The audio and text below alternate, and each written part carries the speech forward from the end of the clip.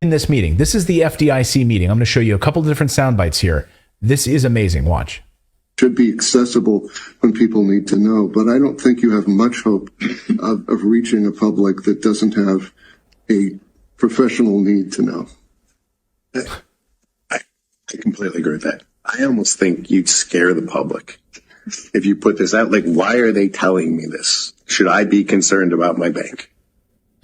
Like, my insurance company doesn't tell me what they're doing with my assets. They just assume they're going to pay my claim. Right?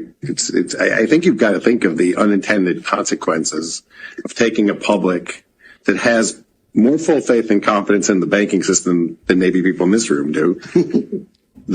You hear them laughing? They're laughing. That's really stinking condescending. What I hear from that is like, run along, little girl. Yeah. You don't need to know. And also, ever heard of FTX?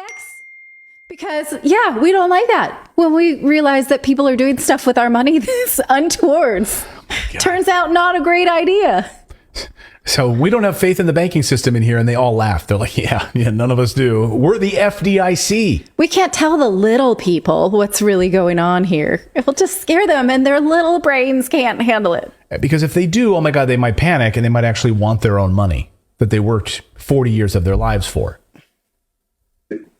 We want them to have full faith and confidence in the banking system. They know the FDIC insurance is there. They know it works. They put their money in. They're going to get their money out. So there's a select crowd of people that are in the institutional side. And if they want to understand this, they're going to find a way to understand this. There's a bunch of law firms represented in this room. There's a bunch of people that charge them by the hour a lot of money to explain this all to them. And it's fine. I don't have a problem with that. And they all have huge staffs. But I would be careful about the unintended consequences of starting to blast too much of this out in the general public. I wondered whether there are some market tests of whether you're being heard.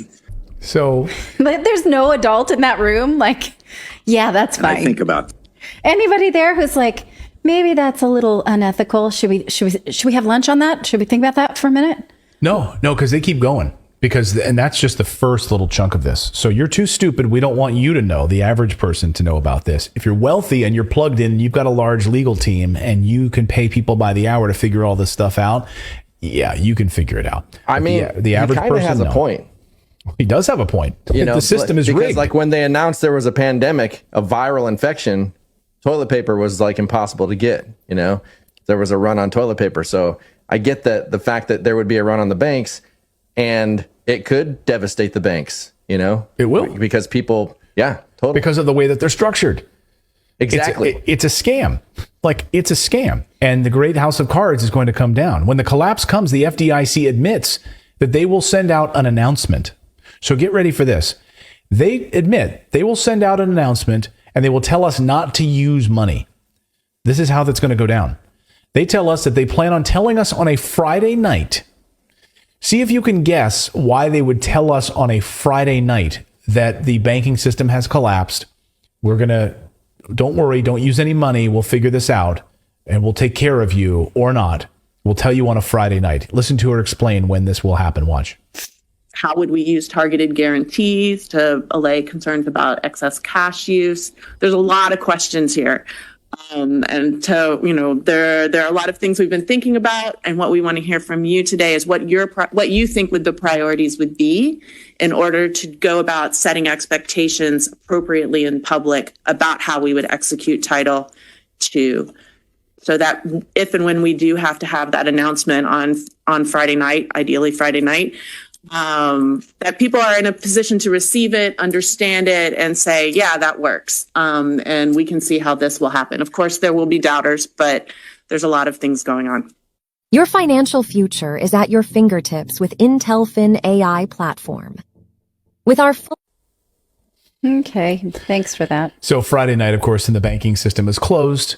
So people all weekend can just be at home freaking out because, oh, wait a minute, I just lost. What's going to happen with my money? Yeah. My bank's going, we're in this economic, what the hell are you going to do about my money? It's gone. They're admitting this is coming. And they're saying that they managed to pull their money to safety. The rich people will pull their money to safety ahead of time.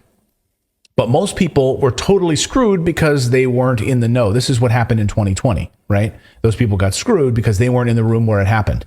They weren't Bill Gates. They didn't get the heads up, the phone call from Nancy Pelosi. Here is how he actually admits that some people will be screwed by this. Watch. Spread should respond to good and bad news about the institutions. And it's really important. I mean, it's a little bit conflicted, right? I mean, it's important that people understand they can be bailed in, but you don't want a huge run on the institution. But they're going to be.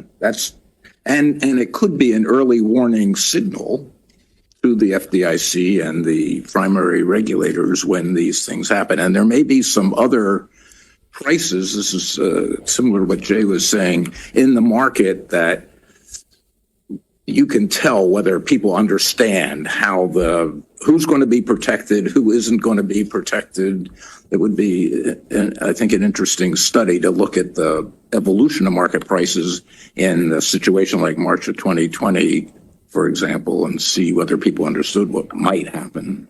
I might go further than that, Don, because I think that... So listen to this next guy. This is unbelievable. So this guy just admitted, like, that most people didn't understand because they weren't educated about it. The people that were in the know managed to be okay. The people that got screwed because they weren't in the... we wouldn't give them information.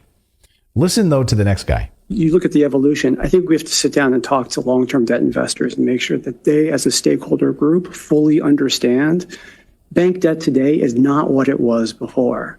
It is not principal protected by design. And I think that expectation, I like how you started off, Betsy, like it's all about expectation setting. And I think that is absolutely critical. If that doesn't hold, this whole thing doesn't hold. And so I think it's one area to focus on.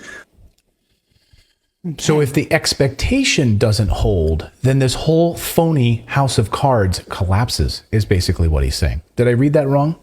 If the expectation doesn't hold, the expectation that our banking system is fine, meaning we need to maintain the ruse. Yes, we need to maintain the facade, is what he's saying. Okay. And not just him. We heard that 4 or 5 times around that table. The same thing was said multiple times about the facade, the phoniness of it all. Yeah. The house of cards of it all. So journalists in this meeting, this is